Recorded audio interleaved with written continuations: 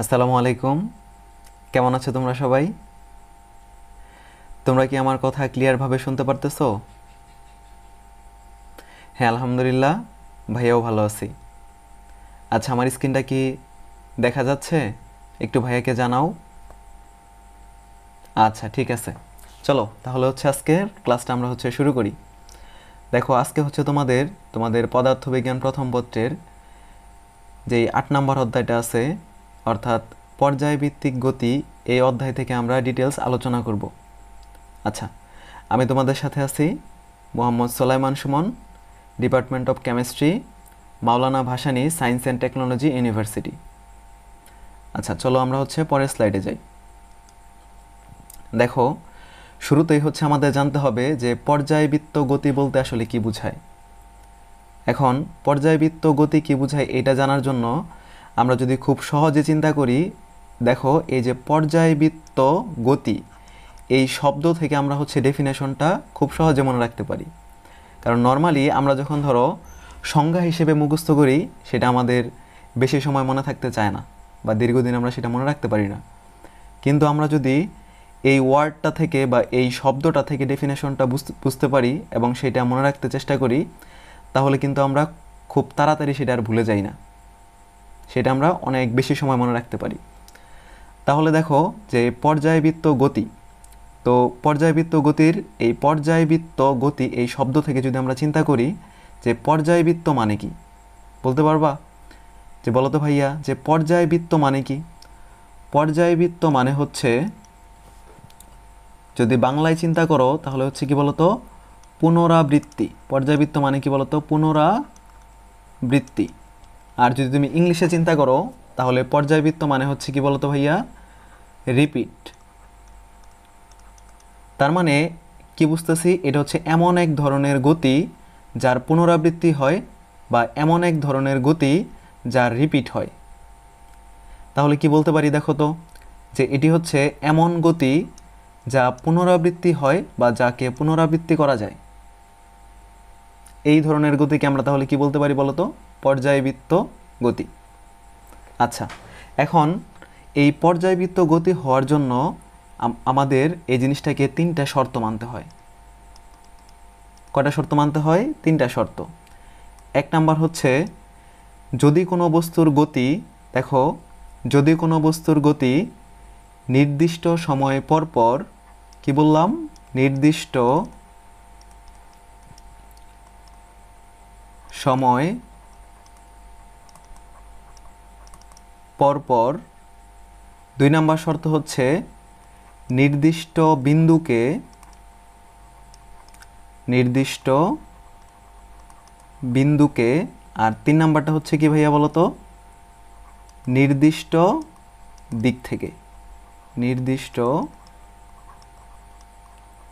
দিক থেকে অতিক্রম করে, অতিক্রম করে। আচ্ছা, দেখো কি বললাম, যে যদি কোনো বস্তুর গতি এরকম হয় যে ওই বস্তুর গতিটা নির্দিষ্ট সময় পর পর নির্দিষ্ট একটা বিন্দুকে নির্দিষ্ট দিক থেকে অতিক্রম করে, তাহলে ওই গতিকে আমরা কি বলতে পারতেছি? পর্যায়বৃত্ত গতি। বুঝতে পারছো ভাইয়া? দেখো আবার বলি, যদি কোনো বস্তুর গতি এরকম হয় যে নির্দিষ্ট সময় পর পর নির্দিষ্ট বিন্দুকে নির্দিষ্ট দিক থেকে অতিক্রম করে, তাহলে ওই গতিকে আমরা বলতে পারতেছি কি? পর্যায়বৃত্ত গতি। আশা করি তোমরা ক্লিয়ারভাবে এখন বুঝতে পারছো। তোমরা যখন ক্লাস শেষ করবা, তারপরে তোমরা দরকার হলে রেকর্ডটা আরেকবার যখন শুনবা, তখন শুনে সুন্দরভাবে তোমরা সংজ্ঞাটা একটু লিখে ফেলবা। আচ্ছা, তাহলে দেখো যে আমরা যদি উদাহরণ চিন্তা করি, দেখো এটা একটা কি বলতো ভাইয়া? এটা একটা ঘড়ি। তো তুমি যদি এই ঘড়ির দিকে তাকাও, তাহলে তুমি দেখতে পারবা যে ঘড়ির যেই কাঁটাগুলো আছে, দেখো এই যে ঘড়ির যেই কাঁটাগুলো আছে, ধরো এটা 12টার কাঁটা, এটা 6টার কাঁটা। এখন ঘড়ির যেই কাঁটাগুলো আছে, ঘন্টার কাঁটা এবং মিনিটের কাঁটা, এই ঘন্টা এবং মিনিটের কাঁটাগুলো কি করে বলো তো? ধরো এটা 12টা, নির্দিষ্ট সময় পর পর নির্দিষ্ট এই বিন্দুকে নির্দিষ্ট দিক থেকে এই ঘড়ির কাঁটাগুলো কি করতেছে বলো তো ভাইয়া? অতিক্রম করতেছে না? তাহলে আমরা কিছুক্ষণ আগে কি বললাম যে নির্দিষ্ট একটা বিন্দুকে নির্দিষ্ট সময় পর পর নির্দিষ্ট দিক থেকে যদি অতিক্রম করে তাহলে সেই গতিকে আমরা কি বলতেছি পর্যায়বৃত্ত গতি। তো একইভাবে তুমি চিন্তা করো পৃথিবী এবং চাঁদের যেই গতিটা আছে, দেখো এই যে এটা হচ্ছে কি ভাইয়া বলো তো, এটা হচ্ছে চাঁদ, এটা হচ্ছে কি চাঁদ, আর এই যে এটা হচ্ছে কি ভাইয়া বলো তো, এটা হচ্ছে পৃথিবী। তো চাঁদ কি করতেছে, এই যে কক্ষপথে, এই যে পৃথিবীর চারদিকে যে কক্ষপথটা আছে এই কক্ষপথে নির্দিষ্ট সময় পর পর নির্দিষ্ট একটা বিন্দুকে নির্দিষ্ট দিক থেকে অতিক্রম করতেছে। তাহলে চাঁদের এই গতিটাকে আমরা কি বলতে পারি বলতো, পর্যায়বৃত্ত গতি বলতে পারি।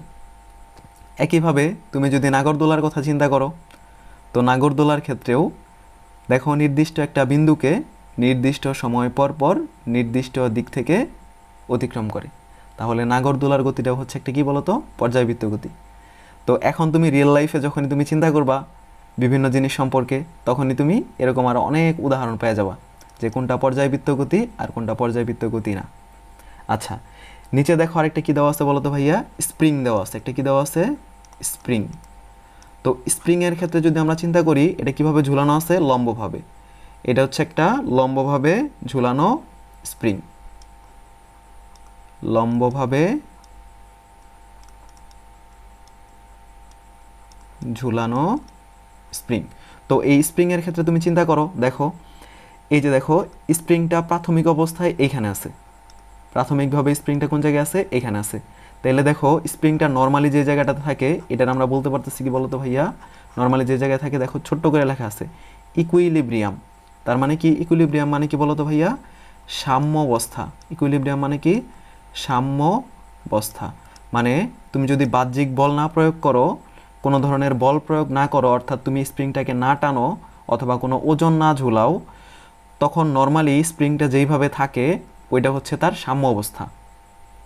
বুঝতে পারছো ভাইয়া বলো তো, যে সাম্য অবস্থা জিনিসটা বুঝতে পারছো কি না, যে একটা স্প্রিং স্বাভাবিকভাবে যেরকম থাকে ওইটাই হচ্ছে তার সাম্য অবস্থা বা ইকুইলিব্রিয়াম। দেখো তুমি লম্বভাবে এই স্প্রিংটাকে লম্বভাবে ঝুলাইছো। আচ্ছা ঠিক আছে, এরপরে দেখো পরবর্তী ঘটনাটা একটু খেয়াল করো। এই ঘটনাটা দেখো, তুমি কি করছো, স্প্রিংটাকে টান দিয়া একটু লম্বা করে দিছো। কি করছো, টান দিয়ে কি পরিমাণ, এক্স পরিমাণ লম্বা করে দিছো। তাহলে তুমি যখন টান দিয়ে লম্বা করবা, দেখো সাম্য অবস্থা থেকে সে নিচে চলে আসছে না, সাম্য অবস্থা থেকে তার সরণ কোন দিকে হয়েছে, নিচের দিকে। তাহলে নিচের দিকে তখন সরণ হবে, সে পরবর্তীতে কি করবে বলো তো, আবার উপরের দিকে যাওয়া শুরু করবে। সে কি করবে, এই যে তৃতীয় ঘটনাটা খেয়াল করো, দেখো স্প্রিংটা আবার কোন দিকে, উপরের দিকে যাওয়া শুরু করছে। তুমি দেখো সাম্য অবস্থা থেকে নিচে নামাইছিলা, পরবর্তীতে স্প্রিংটা আবার সাম্য অবস্থা থেকে আরও উপরে উঠে গেছে।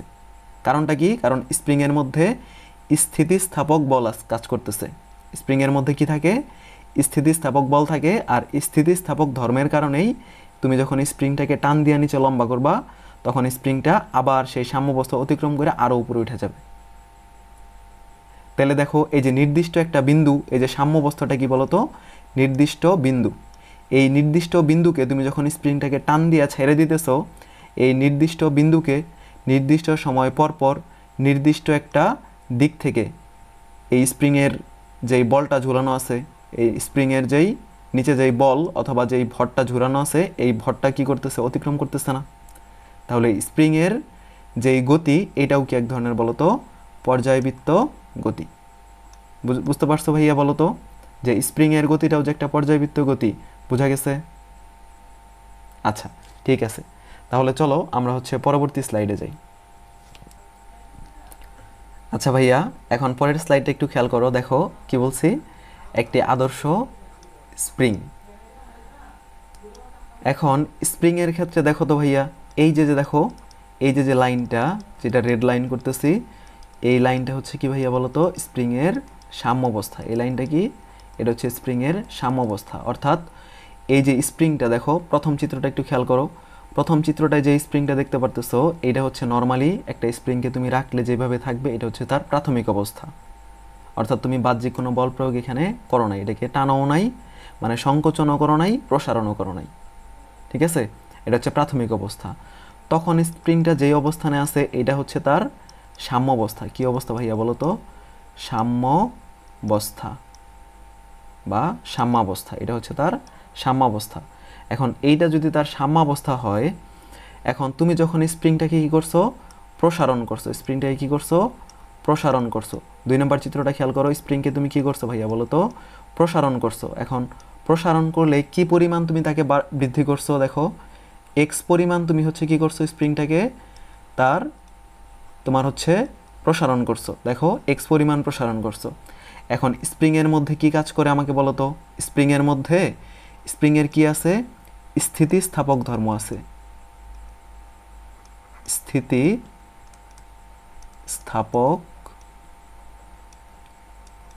ধর্ম থাকে।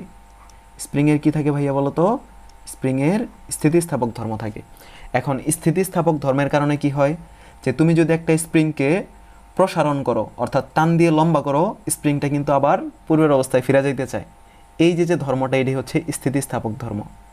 রিয়েল লাইফে একটু চিন্তা করো, তুমি যদি একটা স্প্রিংকে টান দিয়ে তুমি হচ্ছে ডান দিকে আনো, লম্বা করো, তখন সে কিছুক্ষণ পরেই তুমি যখন ছেড়ে দিবা, বলটা তুমি যখন তোমার বাহ্যিক যে বল সেটা যখন তুমি ছেড়ে দিবা, সে কিন্তু কোন দিকে যাওয়া শুরু করবে? এই যে বাম দিকে যাওয়া শুরু করবে। বাম দিকে যাওয়া শুরু করছে মানে কি? সে কোন দিকে যাইতেছে বলো তো ভাইয়া? এই যে সাম্য অবস্থা আছে, এই যে লাল লাইনটা আছে, সে সাম্য অবস্থানের দিকে যাইতেছে। বোঝা গেছে? তাহলে দেখো যে স্প্রিংয়ের মধ্যে একটা বল কাজ করে, এই বলের কারণেই আমি যখন ছেড়ে দেই তখন সে অটোমেটিকলি বাম দিকে যাওয়া শুরু করে। এই বলটাকে আমরা বলি কি বলতো? প্রত্যয়নী বল বা এফ দ্বারা প্রকাশ করি। এই বলের কারণেই সে কি করে বলতো? আবার বাম দিকে ফিরে যাইতে পারে। তাহলে আবার ঘটনাটা একটু বলি, একটু খেয়াল করো। যে একটা স্প্রিংকে তুমি যখন প্রসারণ করবা, অর্থাৎ এক্স পরিমাণ কি করলা? এক্স পরিমাণ তুমি একটা স্প্রিংকে বৃদ্ধি করলা বা একটা স্প্রিংকে টান দিয়ে লম্বা করলা। পরবর্তীতে এই প্রত্যয়নী বলের কারণে স্প্রিংয়ের মধ্যে কি থাকে? প্রত্যয়নী বল এফ থাকে। এই প্রত্যয়নী বল এফ এর কারণে সে হচ্ছে বাম দিকে ফিরে যাবে। বাম দিকে কোন দিকে ফিরে যাবে? সাম্য অবস্থানের দিকে। সাম্য অবস্থানের দিকে। তাহলে দেখো, ডান দিকে সরাইলে, ডান দিকে যদি এক্স পরিমাণ বৃদ্ধি হয়, তাহলে বাম দিকে বলটা কাজ করবে কোন দিকে বলতো? বাম দিকে। তার মানে সরণের দিক আর বলের দিক বলতো কেমন? বিপরীত। এতটুকু বোঝা গেছে? বুঝলে সবাই একটু চ্যাট বক্সে ওয়াই লিখো। আচ্ছা, ঠিক আছে। তাহলে দেখো পরবর্তী ঘটনাটা একটু খেয়াল করো। যে আরেকটা স্প্রিং, কিংবা ধরো এই স্প্রিংটাই, আমি এই স্প্রিংটাকে এবার কি করছি?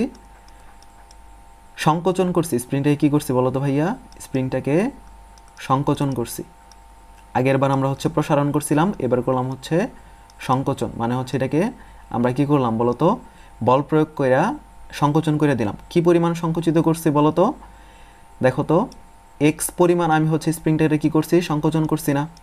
এক্স পরিমাণ সংকোচন করছি, অর্থাৎ দৈর্ঘ্য কতটুকু? এক্স পরিমাণ সরণ তাকে আমি হচ্ছে বাম দিকে দিয়ে দিছি, বা এক্স পরিমাণ তাকে সংকুচিত করছি।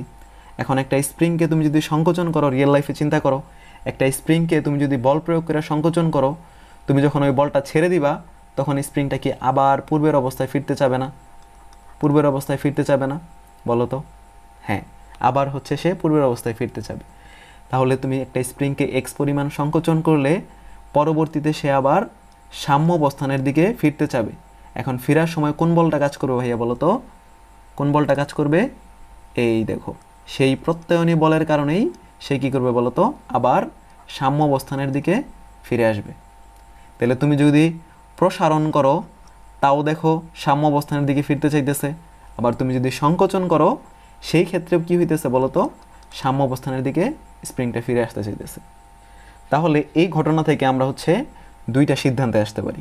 দেখো, এক নাম্বার কি বলো তো ভাইয়া? এক নাম্বার হচ্ছে যে প্রত্যয়নী বল সর্বদা সাম্যাবস্থান বরাবর বা সাম্যাবস্থানের দিকে কাজ করে। দেখো, প্রথমে কি বলতে পারতেছি? যে প্রত্যয়নী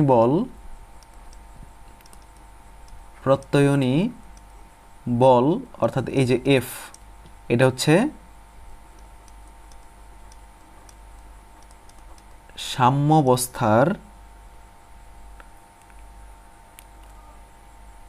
সাম্যাবস্থা বরাবর বা সাম্যাবস্থার দিকে কাজ করে। আচ্ছা, বোঝা গেছে যে প্রত্যয়নী বলটা কোন দিকে কাজ করে ভাইয়া? সাম্যাবস্থানের দিকে, ঠিক আছে, বা সাম্যাবস্থান বরাবর। ওকে, এবার হচ্ছে 2 নাম্বার কি সিদ্ধান্তে আসতে পারলাম? দেখো তো, এই যে প্রত্যয়নী বল আর যে সরণ, এরা পরস্পর কি বিপরীতমুখী না? তাহলে কি বলতে পারি যে প্রত্যয়নী বল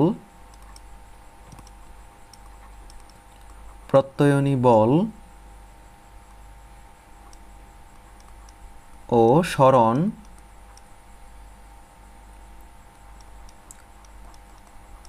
সর্বদা কেমন বলো তো ভাইয়া? বিপরীতমুখী, ঠিক আছে। এই যে প্রত্যয়নী বল অর্থাৎ এফ, প্রত্যয়নী বল এফ এবং সরণ এই যে এক্স, এরা সর্বদা কীরকম ভাইয়া বলো তো আমাকে? এরা হচ্ছে সর্বদা বিপরীতমুখী। এরা সর্বদা কেমন? বিপরীতমুখী। আচ্ছা, এই যে স্প্রিংয়ের যেই টপিকটা তোমাদের বুঝাইলাম, এখন ভাইয়া আমাকে বলো তো যে এই টপিকটা তোমরা একদম সুন্দরভাবে ক্লিয়ার হইতে পারছো কিনা? আর আরেকটা বিষয়, সেটা হচ্ছে এই যে সরণ, দেখো সরণ কোন জায়গা থেকে হয় বলো তো? সরণ কোন জায়গা থেকে হয়েছিল? এই যে দেখো, সরণটা কিন্তু সবসময় সাম্য অবস্থান থেকে হয়েছে। এটা ডান দিকে সরণ হোক অথবা বাম দিকে সরণ হোক, এটা ডান দিকে সরণ হোক অথবা কি বাম দিকে সরণ হোক, সেই সরণটা সবসময় কোন জায়গা থেকে হয়েছে বলো তো? সাম্য অবস্থান থেকে হয়েছে। তাহলে এই সরণ সর্বদা কোন জায়গা থেকে হয়? সরণ হয় কোন জায়গা থেকে বলো তো? সাম্য অবস্থান থেকে। ওকে, ক্লিয়ার হয়েছে ভাইয়া বিষয়টা? বলো তো। আচ্ছা, তাহলে স্প্রিংয়ের টপিকটা শেষ। এরপর আমরা যাব হচ্ছে দেখো দোলন গতি বা দোলগতি। কি বললাম? দোলগতি বা দোলন গতি। আচ্ছা ভাইয়া, এবার আমাকে বলো তো দোলন গতি বলতে আসলে কি বুঝো তোমরা? যে দোলগতি বা দোলন গতি বলতে আসলে কি বুঝো? ধরো এটা একটা লাইন দিলাম, হ্যাঁ, দোলগতি বা দোলন গতি, এটা যদি একটা লাইন দেই, ধরো এটা হচ্ছে আমরা একটা সরল দোলক আঁকলাম। এখন সরল দোলকের ক্ষেত্রে নরমালি কি হয় বলো তো? সরল দোলকের ক্ষেত্রে, আচ্ছা তাহলে দেখো এই যে সোজা লাইন, এই সোজা লাইনটারে আমরা কি বলবো ভাইয়া বলো তো? এই সোজা লাইনটা হচ্ছে কি সাম্যাবস্থা। এই সোজা লাইনটা কি বলো তো ভাইয়া? সাম্যাবস্থা, ঠিক আছে। এখন সাম্যাবস্থা থেকে একবার ডান দিকে যায়, আবার কোন দিকে যায় বলো তো? সরল দোলক একবার হচ্ছে ডান দিকে যায়, আবার সে ব্যাক কইরা বাম দিকে যায়। তাহলে দোলগতি আমরা কাকে বলবো? যেই মানে এটা হচ্ছে নির্দিষ্ট বিন্দুর থেকে যখন সাম্যাবস্থান থেকে যদি গতিপথের অর্ধেক সময় যায় একদিকে, অর্ধেক সময় গতিপথের কি বলতো অর্ধেক সময় একদিকে যাবে, আর বাকি অর্ধেক সময় দেখো বাকি অর্ধেক সময় একই পথের বিপরীত দিকে। কোনো গতিশীল বস্তু কোনো গতিশীল বস্তু গতিপথের অর্ধেক সময় যাবে একদিকে, আর বাকি অর্ধেক সময় যাবে কি বলতো? বাকি অর্ধেক সময় একই পথের বিপরীত দিকে। একই পথের কোন দিকে?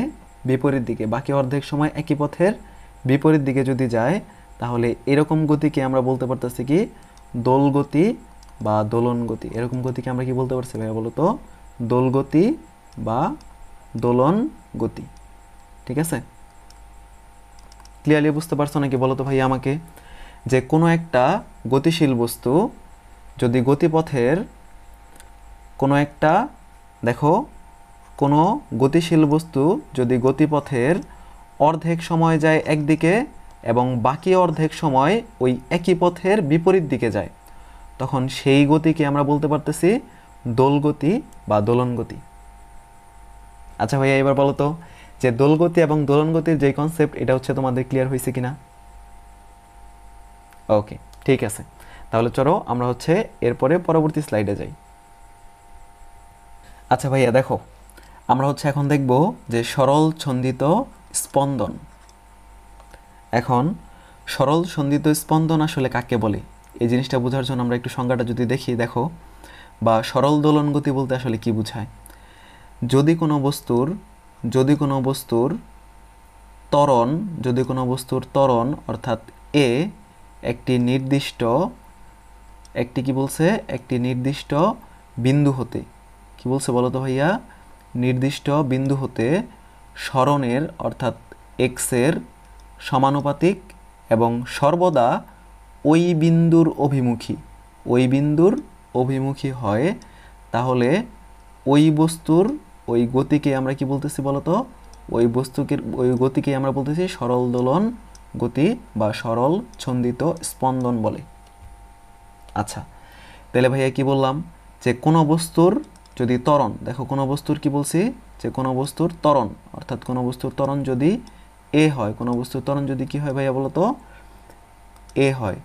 কোনো বস্তুর ত্বরণ যদি এ হয় তাহলে ওই ত্বরণ, আচ্ছা একটু মুছে দেই, দেখো আবার লিখি।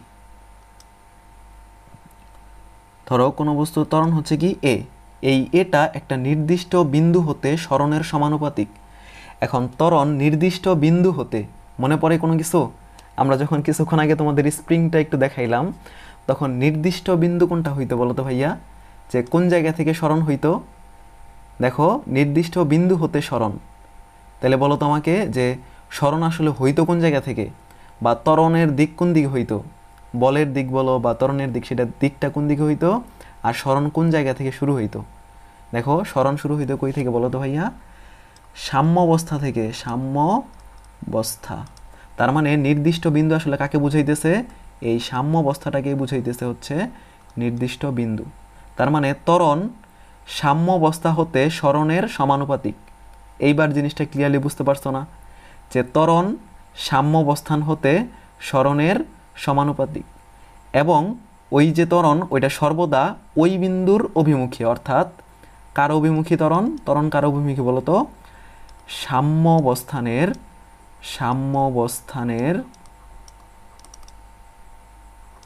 অভিমুখী, বা সাম্যাবস্থানের অভিমুখী মানে কি বলতো, দিকে। ত্বরণ কার দিকে, সাম্যাবস্থানের দিকে, অর্থাৎ ত্বরণটা হচ্ছে সাম্যাবস্থানের অভিমুখী বা সাম্যাবস্থানের দিকে। ওকে, তাহলে দেখো এইটার একটু বোঝার জন্য আমি যদি তোমাদেরকে বলি যে দেখো আমরা কিছুক্ষণ আগে কি দেখছিলাম বলো তো, দেখো আগের স্লাইডটা যদি যাই, দেখো এই দেখো এক্স, এই যে এক্স ছিল সেটা কি বলের কি বিপরীত দিকে না, দিকটা কি বিপরীত না বলো তো। তুমি যখন এক্স পরিমাণ প্রসারণ করছো তখন এফ বলটা সেখানে অলরেডি কাজ করা শুরু করে দিছে যে আগের অবস্থানে যাওয়ার জন্য সাম্যাবস্থানের দিকে। তাহলে দেখো সরণ হচ্ছে সাম্যাবস্থান থেকে হইতেছে, অর্থাৎ সাম্যাবস্থান থেকে সরণ শুরু হইতেছে, আর বল সবসময় সাম্যাবস্থানের দিকে হইতেছে বা সাম্যাবস্থানের অভিমুখী হইতেছে, তাই না বিষয়টা বলো তো। এই যে নিচেরটা খেয়াল করো, দেখো সরণ যাইতেছে বাম দিকে কিন্তু বল সবসময় কাজ করতেছে সাম্যাবস্থানের দিকে, মানে সরণ শুরু হয় সাম্যাবস্থান থেকে আর বল আসে হচ্ছে সাম্যাবস্থানে, বা বলটা কাজ করে সাম্যাবস্থানের দিকে। বুঝতে পারছো না ক্লিয়ারলি? ওকে, ঠিক আছে, তাহলে চলো আমরা হচ্ছে এইটাতে যাই। তাহলে দেখো সাম্যাবস্থানের দিকে কে কাজ করে বলো তো, বল কাজ করে। বল যদি সাম্যাবস্থানের দিকে কাজ করে, বলের দিক যদি সাম্যাবস্থানের দিকে হয়, আমরা কি জানি এফ ইকুয়াল কি জানি বলো তো, এম এ। এফ এর দিক যেই দিকে, এর দিকেও কি বলো তো ঠিক সেই দিকেই না বলো তো আমাকে। তার মানে বলের দিক যদি সাম্যাবস্থানের দিকে হয় তাহলে ত্বরণের দিকটাও কোন দিকে, সাম্যাবস্থানের। এই যে ত্বরণ যে আছে এ, এটার দিকেও কোন দিকে, সাম্যাবস্থানের দিকে। এবার বলো তো যে সংজ্ঞাটা বুঝতে পারছো নাকি, দেখো আরেকবার বলি। যদি কোনো বস্তুর ত্বরণ সাম্যাবস্থান হতে সরণের সমানুপাতিক হয় এবং ত্বরণের দিক সাম্যাবস্থানের দিকে হয়, তাহলে ওই বস্তুর গতিকেই আমরা কি বলবো, সরল দোলন গতি বা সরল ছন্দিত স্পন্দন বলবো। একদম ক্লিয়ারলি বুঝতে পারছো না এবার? আচ্ছা ঠিক আছে, ওকে, চলো তাহলে হচ্ছে আমরা সামনে যাই। এখন ইম্পর্টেন্ট একটা বিষয় বলবো যে সরল ছন্দিত স্পন্দন বা সরল দোলন গতি হওয়ার জন্য দুইটা শর্ত মানতে হবে। এক নাম্বার হচ্ছে কি, এক নাম্বার হচ্ছে এটাকে অবশ্যই পর্যায়বৃত্ত গতি হইতে হবে। কি গতি হইতে হবে ভাইয়া বলো তো? পর্যায়বৃত্ত গতি হইতে হবে, এটাকে হইতে হবে পর্যায়বৃত্ত গতি। আর দুই নাম্বার বিষয়টা হচ্ছে কি, দুই নাম্বার দেখো, দুই নাম্বার বিষয়টা হচ্ছে কি, এটাকে দোলন গতি হইতে হবে। কি হইতে হবে? দোলন গতি বা দোল গতি হইতে হবে। আচ্ছা, আর দেখো এই জায়গাটা থেকে আমরা হচ্ছে ইম্পর্টেন্ট কোন জিনিসটা দেখলাম, যে ত্বরণ, এই দেখো ত্বরণ এ এটা সরণের সমানুপাতিক। আরেকটা জিনিস দেখলাম যে বল যেদিকে, দেখো সরণ যেদিকে হয়, এক্স যেদিকে হয়, বল কিন্তু তার ঠিক বিপরীতে কাজ করে। বলটা ঠিক তার বিপরীতে কাজ করে। সরণ যেদিকে হয়, বল তার বিপরীতে কাজ করে। এখন সরণ যেদিকে হয়, বল যদি তার বিপরীতে কাজ করে, তাহলে ত্বরণটাও কি বলতো সরণের বিপরীতেই কাজ করবে না? তাহলে আমরা দেখো এখানে কি বললাম, যে ত্বরণ, দেখো সাম্যাবস্থানের অভিমুখে হচ্ছে ত্বরণ, তার মানে সাম্যাবস্থানের অভিমুখে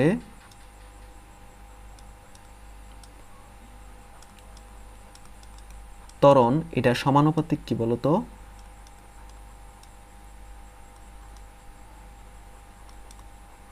সাম্যাবস্থান হতে সরণ। তাহলে সাম্যাবস্থান অভিমুখে ত্বরণ সেটা কি এ, আর সাম্যাবস্থান হতে যে সরণ সেটা কি বলতো? এক্স। আর দেখো দিকটা কোন দিকে, এর দিক যদি বাম দিকে হয়, এক্স এর দিক ডান দিকে, তাহলে এ এবং এক্স পরস্পর বিপরীতমুখী না। আর বিপরীতমুখী হওয়ার কারণে আমরা এক্স এর আগে কি দেই বলতো? মাইনাস চিহ্নটা দিই। আচ্ছা ভাইয়া, বোঝা গেছে এতটুকু যে মাইনাস কেন দেই? দেখো ত্বরণের দিক আর সরণের দিক পরস্পর কি ভাইয়া বলতো? বিপরীতমুখী। এই যে দেখো ডান দিকে যদি সরণ হয়, তাহলে ত্বরণ হবে কোন দিকে? বাম দিকে। কারণটা কি? সরণ ডান দিকে হইলে বল কাজ করে বাম দিকে, আর বল যদি বাম দিকে কাজ করে, ত্বরণও কোন দিকে কাজ করে বলো তো ভাইয়া? বাম দিকে। তাহলে ত্বরণ এবং সরণের দিক পরস্পর কি বিপরীতমুখী। আচ্ছা চলো তাহলে হচ্ছে আমরা সামনের দিকে যাই। এখন হচ্ছে সরল সন্ধিত স্পন্দন সংশ্লিষ্ট যে রাশিমালাগুলো আছে এগুলো হচ্ছে আমরা দেখব। এখন প্রথমেই দেখো সরল সন্ধিত স্পন্দন তুমি যদি ভালোভাবে বুঝতে চাও তাহলে হচ্ছে তোমাকে পর্যায়কাল সম্পর্কে জানতে হবে।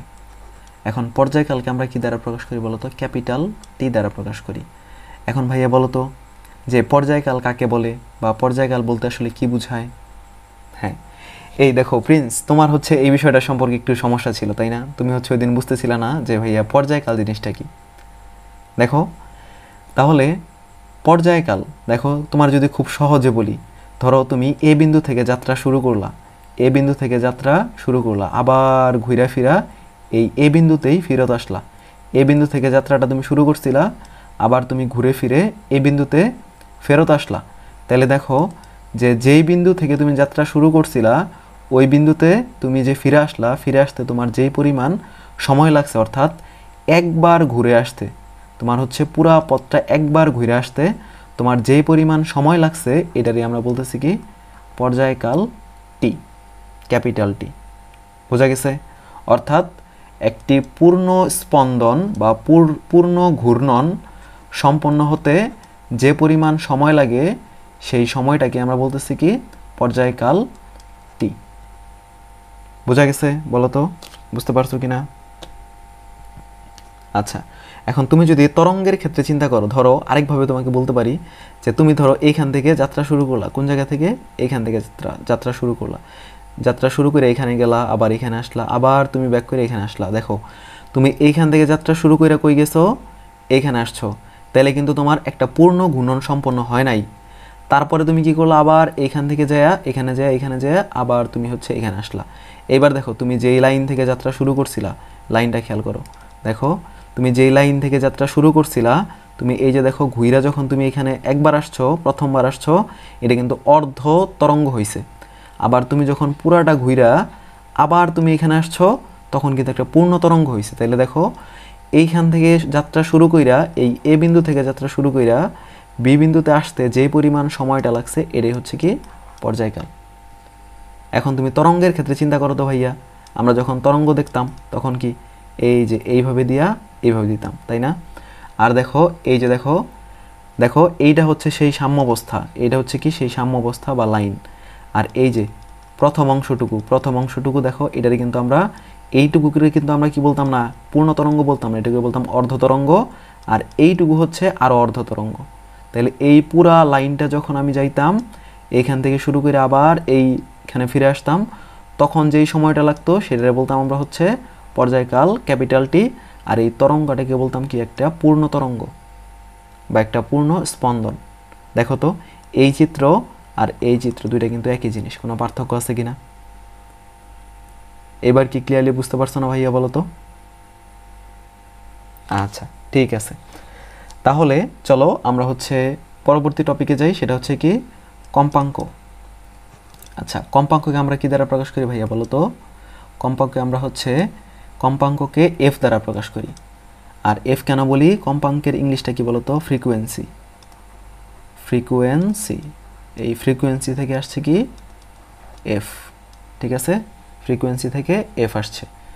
তাহলে ফ্রিকোয়েন্সি বা কম্পাঙ্ক আমরা কাকে বলবো? দেখো, একক সময়ে অর্থাৎ 1 সেকেন্ডে যতগুলো পূর্ণ দোলন সম্পন্ন হয়, 1 সেকেন্ডে যত সংখ্যক পূর্ণ দোলন সম্পন্ন হয় তাকে আমরা বলবো কি কম্পাঙ্ক। সেটাকে প্রকাশ করি কি দ্বারা? এফ দ্বারা।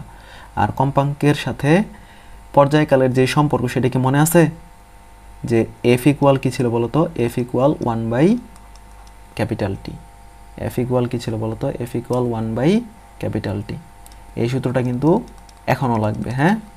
ওকে, এরপরে দেখো ভাইয়া কি আছে? বিস্তার।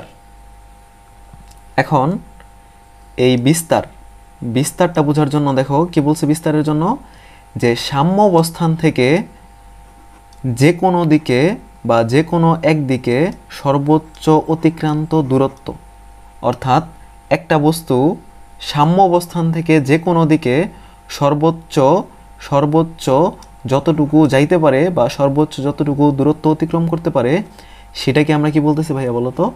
বিস্তার এ বলতেছি। বোঝা গেছে? ধরো এই যে স্প্রিং, এই স্প্রিংটা দেখো, এই যে একটু খেয়াল করো, স্প্রিং এইটা আছে কি, যে লাল লাইনটা আছে কি সাম্য অবস্থায়, যখন কোনো সরণ হয় নাই, অর্থাৎ x ইকুয়াল 0 কোনো সরণ হয় নাই, তখন হচ্ছে কি এই যে সাম্য অবস্থায় আছে। আর তুমি যখন স্প্রিংটাকে টান দিয়ে কি করছো?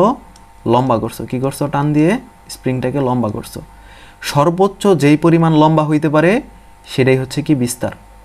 হইতে পারে ডান দিকে যদি নাও তাহলে সর্বোচ্চ লম্বা করবা, আর যদি তুমি সংকুচিত করো তাহলে বাম দিকে সর্বোচ্চ যেই পরিমাণ সংকুচিত করতে পারবা সেটাই হচ্ছে কি তার বিস্তার। বুঝতে পারছো না ভাইয়া বিস্তার কি জিনিস? ওকে, ঠিক আছে, তাহলে দেখো এবার হচ্ছে কি দশা। এবার হচ্ছে আমরা কি করব? দশা।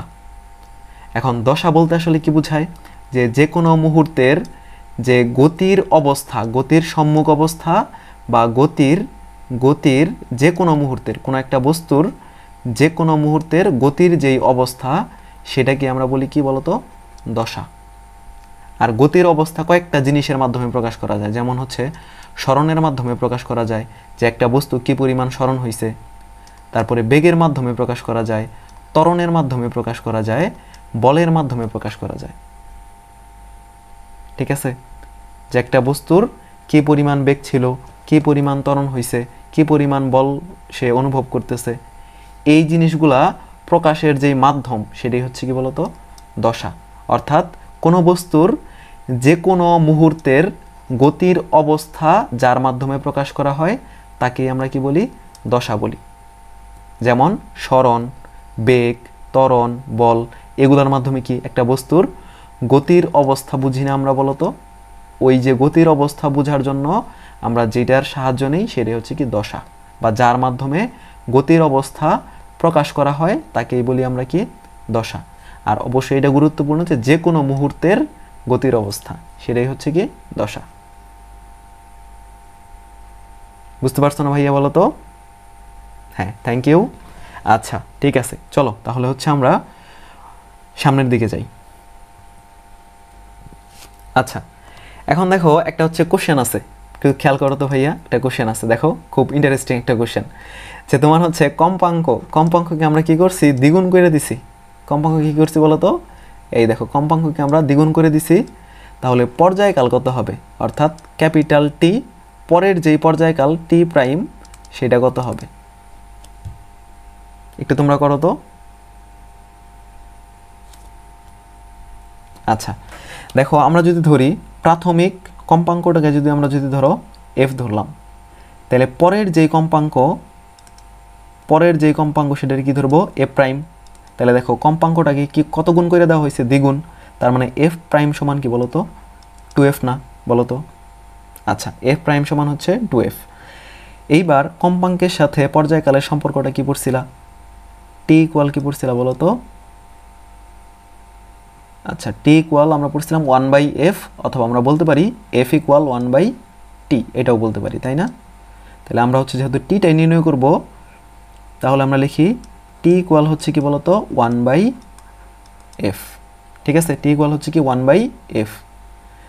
তাহলে টি প্রাইম সমান কি বলতো, 1 কি বলতো, এফ প্রাইম না, টি প্রাইম সমান কি, অতএব টি প্রাইম সমান কি 1/f প্রাইম। তার মানে দেখো আমরা টি প্রাইম সমান কি বলতে পারতেছি, টি প্রাইম সমান 1 কত, এফ প্রাইমের মান আবার কত বলতো, শুধু এফ এর মাধ্যমে 2f। দেখো এই যে এফ প্রাইম মানে কি বলতো, এফ প্রাইম মানে হচ্ছে কি 2f। তাহলে 2fটাকে যদি তুমি এখানে বসাইয়া দাও, তাহলে এফ প্রাইমের জায়গায় তুমি কি বসাইলা, 2fটা বসাইলা। ঠিক আছে, দেখো টি প্রাইম মানে কি তাহলে বলো তো, 1/f মানে কি, দেখো এই যে 1/f, এটুকু মানে কি 1/f মানে কি বলো তো, টি না। তাহলে দেখো আমরা কি বলতে পারি, টি বাই কি বলতে পারি বলো তো, 2। তাহলে টি প্রাইম সমান কি, t/2। দেখো তাহলে পর্যায়কাল কতটুকু হয়ে গেছে, আগের যেই পর্যায়কাল ছিল তার কতটুকু হয়ে গেছে বলো তো, অর্ধেক হয়ে গেছে। তার মানে টি প্রাইম সমান কি, হাফ অফ টি, মানে তোমার আগের যেই পর্যায়কালটা ছিল তার থেকে পরের পর্যায়কালটা কতটুকু হয়ে গেছে ভাইয়া বলো তো, অর্ধেক হয়ে গেছে। তাহলে রাইট অ্যান্সার কোনটা বলো তো ভাইয়া, রাইট অ্যান্সার হচ্ছে এই যে বি নাম্বারটা, পর্যায়কাল কতটুকু হয়ে যাবে, অর্ধেক। বোঝা গেছে? ওকে, চলো তাহলে হচ্ছে আমরা পরবর্তী স্লাইডে যাই। আচ্ছা দেখো আমরা হচ্ছে এখন দেখব সরল ছন্দিত স্পন্দনের ব্যবকলনীয় সমীকরণ, অর্থাৎ ডিফারেনশিয়াল ইকুয়েশন। ডিফারেনশিয়াল ইকুয়েশন কার, সরল ছন্দিত কণার। এখন সরল ছন্দিত কণার ডিফারেনশিয়াল ইকুয়েশন যেটা আছে এটা আমরা হচ্ছে একটু প্রমাণ করা দেখব।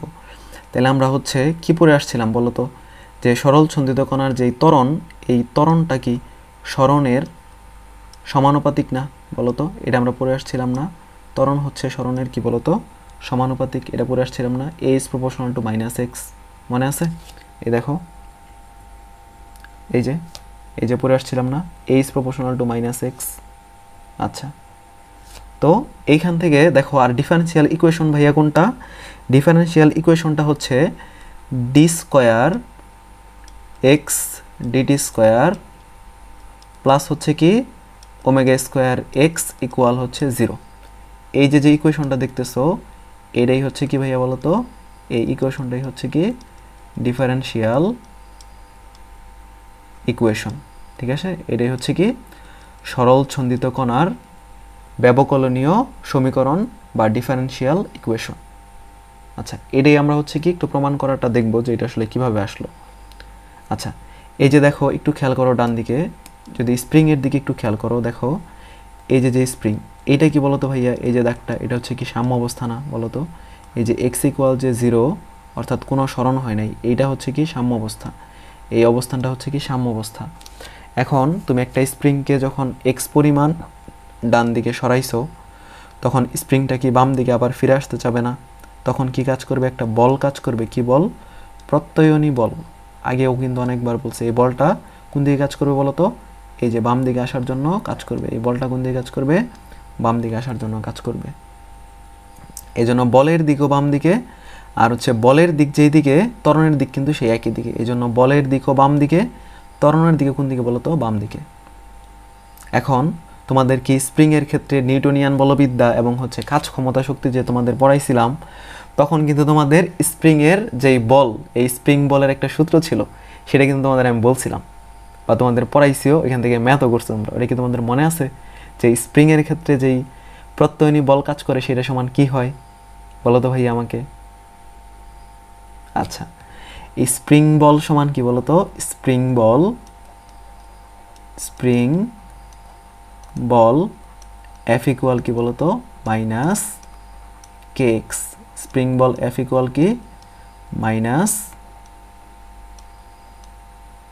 এফ ইকুয়াল হচ্ছে মাইনাস কে ইন্টু এক্স। এটা ছিল স্প্রিং বল। আর কেটা কি জিনিস? এটা হচ্ছে স্প্রিংয়ের বল ধ্রুবক। এটা কি বলতো?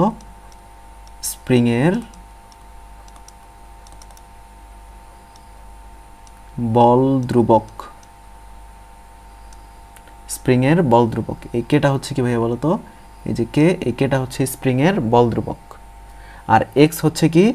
ওই যে স্প্রিংটাকে যে পরিমাণ সরানো হয়েছে বা যতটুকু সরণ হয়েছে, এই স্প্রিংটার যতটুকু কি হয়েছে ভাইয়া বলতো? যতটুকু সরণ হয়েছে, স্প্রিংটাকে যতটুকু লম্বা করা হয়েছে বা যতটুকু সংকোচন করা হবে, ওই যে স্প্রিংয়ের সরণ, সেটা হচ্ছে কি ভাইয়া বলতো? এক্স। এক্সটা হচ্ছে স্প্রিংয়ের সরণ। এই সরণ, ঠিক আছে? স্প্রিংয়ের সরণ। ওকে, ঠিক আছে। তাহলে দেখো আমরা তাহলে কি বলতে পারি যে স্প্রিংয়ের প্রত্যয়নী বল, দেখো স্প্রিংয়ের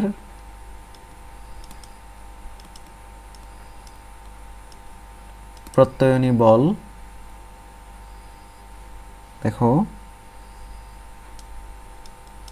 এফ ইকুয়াল কি বলতো? মাইনাস কে এক্স না? এফ ইকুয়াল কি? মাইনাস কে এক্স। এফ ইকুয়াল কি বলতো ভাইয়া? এফ ইকুয়াল হচ্ছে মাইনাস কে এক্স।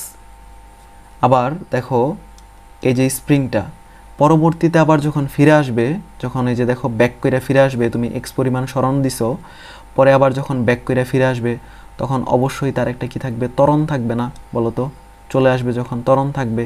আর এই যে যে স্প্রিংয়ের সাথে অবশ্যই তো একটা বস্তু ঝুলাইছো তুমি, বা একটা বস্তু সহ টান দিছো, আর ওইটার কি একটা ভর আছে না? বলো তো। তাহলে এফ ইকুয়াল কি আমরা জানি কি বলতো? এফ ইকুয়াল কি? এম ইন্টু এ। তাহলে আমরা বলতে পারি কি? দেখো এফ ইকুয়াল কি বলতে পারি বলতো? M A.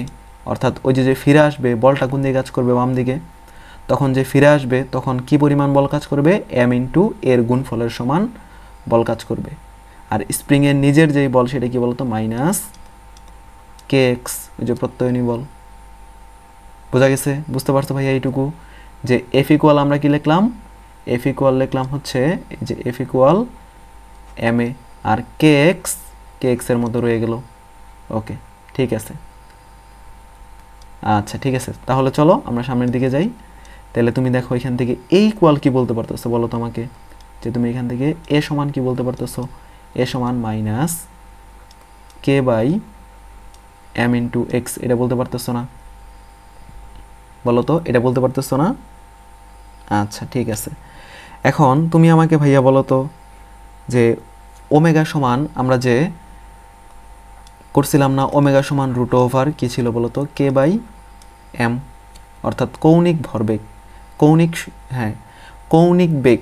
এই ওমেগাটা কি বলো তো ভাইয়া? ওমেগাটা কি? কৌণিক বেগ, একটা কৌণিক বেগ। এই কৌণিক বেগ ওমেগা দ্বারা যদি প্রকাশ করি, এই ওমেগা সমান আমরা কি পড়ছিলাম? Root over K by M. Omega সমান যদি root over K by M হয়, তাহলে ভাইয়া তুমি আমাকে বলো তো ওমেগা স্কোয়ার সমান কি হবে? শুধু কে বাই এম হবে না। ওমেগা স্কোয়ার সমান কি হবে বলো তো? শুধু কে বাই এম হবে না। ওমেগা স্কোয়ার সমান, বলো তোমাকে, যে ওমেগা স্কোয়ার সমান কি হবে? শুধু কে বাই এমটা হবে না? বলো তো। তাহলে ওমেগা স্কোয়ার সমান যদি শুধু কে বাই এম হয়, তাহলে কে বাই এম এর পরিবর্তে আমরা কি লিখতে পারবো? ওমেগা স্কোয়ার লিখতে পারবো না? বলো তো। তাহলে আমরা কি লিখতে পারতেছি? এ ইকুয়াল কি বলো তো? Minus omega square x. বোঝা গেছে এতটুকু? ওকে, ঠিক আছে। এখন এইটুকু যদি তুমি বুঝে থাকো, দেখো এই যে যে এটা আছে, এই এটা কি রৈখিক ত্বরণ না? বলো তো, এই এটা কি বলো? রৈখিক ত্বরণ। এখন একটু খেয়াল করো, দেখো একটা বস্তুর সরণ যদি কোনো বস্তুর দেখো কোনো বস্তুর সরণ এক্স হলে ওই বস্তুটার বেগ ভি কি হয় বলো তো? ভি সমান কি হয়? আমরা যদি সরণকে ডিফারেন্সিয়েশন করি তাহলে আমরা বেগ পাই না বলো তো? আমরা কিন্তু এটা ভেক্টরে করে আসছি, একদম মনে আছে তোমাদের যে আমরা যখন দ্বিতীয় অধ্যায় করছিলাম তোমাদের ভেক্টর, ওইখানে কিন্তু তোমাদের বারবার বলছি যে বেগ ভি সমান হচ্ছে সরণের অন্তরীকরণ, বা সরণকে সময়ের সাপেক্ষে যদি আমরা ডিফারেন্সিয়েশন করি, সরণকে কার সাপেক্ষে? সময়ের সাপেক্ষে, অর্থাৎ ডিডিটি করি, সময়ের সাপেক্ষে কী করলাম বলো তো? সময়ের সাপেক্ষে অন্তরীকরণ করলাম। কাকে? সরণকে। সরণকে যদি সময়ের সাপেক্ষে অন্তরীকরণ করি তাহলে আমরা কি পাই বলো তো? আমরা হচ্ছে বেগ পাই, অর্থাৎ ভি সমান কি বলো তো? DDT of x. মনে পড়ছে? আচ্ছা ঠিক আছে, তাহলে দেখো কোনো বস্তুর সরণ যদি এক্স হয় তাহলে বেগ সমান কি হবে বলো তো? DDT of x. আবার কি বলছি বলো তো? ত্বরণ এ সমান কি বলো তো? ত্বরণকে দেখো সময়ের সাপেক্ষে, সময়ের সাপেক্ষে যদি আমরা কি করি? সময়ের সাপেক্ষে বেগকে আমরা হচ্ছে অন্তরীকরণ করি, তখন কি পাইতাম বলো তো? ত্বরণ পাইতাম না। তাহলে ত্বরণ এ সমান কি? DDT of V. মিলতেছে? আচ্ছা ঠিক আছে, তাহলে দেখো আমরা এ সমান তাহলে মেনলি কি লিখতে পারি? দেখো এবার ভি এর মানটা শুধু বসায় দাও, তাহলে এ সমান কি বলতে পারি? এই যে ডিডিটি অফ, আর ভি এর মানটা কী ছিল ভাইয়া বলো তো?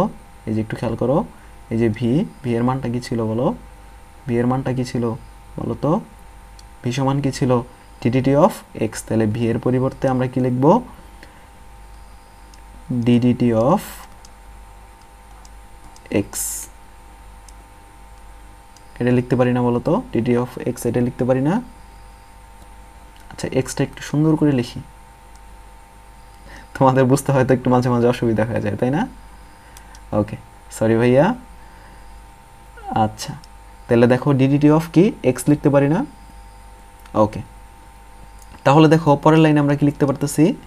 এ সমান কি বলো তো? দুইটা ডি আছে, তাহলে আমরা কি লিখব? D square DT square. আর এটাকে বলা হয় কি জানো? DDT square. তার মানে ডিডিটি স্কোয়ার অফ শুধু কি থাকতেছে? এক্স থাকতেছে। আবারও একটু পচা হয়ে গেল, হ্যাঁ? আচ্ছা ঠিক আছে, তাহলে একটু আমরা একটু সুন্দর করে লিখি, হ্যাঁ? দেখো এক্সটা একটু সুন্দর করে লিখি।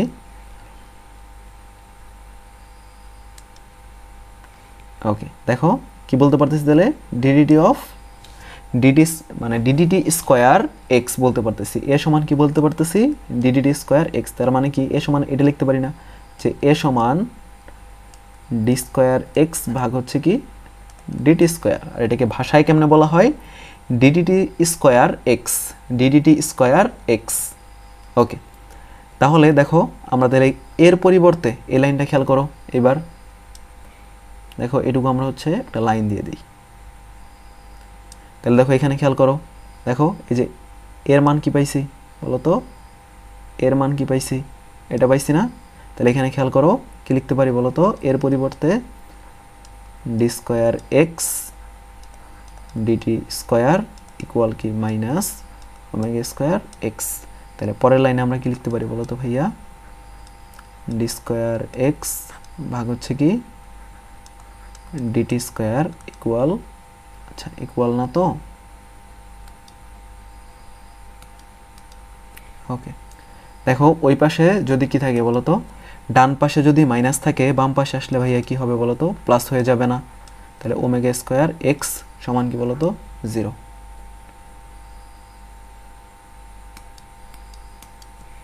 তাহলে দেখো আলটিমেটলি আমরা কি পাইলাম? D square X DT square, D square X DT square plus omega square X equal কি পাইলাম বলো তো? 0। এইবার তুমি একটু মিলাও তো যে হচ্ছে তোমার যেই ইকুয়েশনটা প্রুভ করতে বলছিল ওইটার সাথে এটা মিলছে কিনা? তোমার যে ইকুয়েশনটা প্রুভ করতে বলছিল ওটার সাথে এটা কি মিলছে? দেখো তো। হ্যাঁ এই দেখো এই ইকুয়েশনটা ছিল, আমরা কিন্তু এটাই প্রমাণ করতে পারছি। বোঝা গেছে ভাইয়া বলো তো? আর আরেকটা বিষয় একটু খেয়াল করো যে এইখানে এক্স দ্বারা আমরা কি বুঝাইতেছি? এক্স সমান হচ্ছে কি বলতো ভাইয়া, সরণ। আর ওমেগা সমান কি বলতো, কৌণিক বেগ। তারপর হচ্ছে আরেকটা কোন টার্ম আছে বলতো ভাইয়া আমাকে, আরেকটা আছে কি টি। হ্যাঁ, এই টি সমান কি বলতো, টি সমান হচ্ছে সময়। বলতো এই তিনটা জিনিস সম্পর্কে আর কোনো সমস্যা আছে কিনা? আর দেখছো যে এই যে যে ফর্মটা, এই যে দেখো ইকুয়েশনটা D square X DT square plus omega square X equal 0, এইটা খুবই খুবই গুরুত্বপূর্ণ। এটা কিন্তু খুবই খুবই গুরুত্বপূর্ণ, ঠিক আছে? এটা হচ্ছে একদম 3 স্টার। কারণ এই ইকুয়েশন থেকেই আমরা মূলত একটা সরল ছন্দিত স্পন্দনের কিভাবে কাজ করে, এটার সরণ কতটুকু হয়, এটার বেগ কিভাবে বের করে, বা অন্যান্য যেই অ্যাপ্লিকেশনগুলো আছে এগুলো কিন্তু আমরা বুঝতে পারি। আর এটাই হচ্ছে সরল ছন্দিত স্পন্দনের ব্যবকলনীয় সমীকরণ। আর এই প্রমাণটাও কিন্তু মাঝে মধ্যে গ নাম্বার প্লাস হচ্ছে অ্যাডমিশন টেস্টে যেগুলোতে রিটেন পরীক্ষা আছে ওই রিটেন টেস্টগুলোতে কিন্তু দিয়ে দেয়, ঠিক আছে? বোর্ড পরীক্ষার গতে অথবা অ্যাডমিশন টেস্টের তোমাদের যে রিটেন পরীক্ষাগুলো আছে রিটেনে, ওই রিটেনগুলোতে কিন্তু অনেক সময় এটার প্রমাণ দিয়ে দেয় যে প্রমাণ করো এই সমীকরণটা, বা সরল ছন্দিত স্পন্দনের ব্যবকলনীয় সমীকরণটি লিখো বা প্রমাণ করো, কিংবা সরাসরি এই ইকুয়েশনটা দিয়ে বলে প্রুভ ইট। বোঝা গেছে? বলো তো ভাইয়া, কারো কোনো সমস্যা আছে কিনা? ওকে।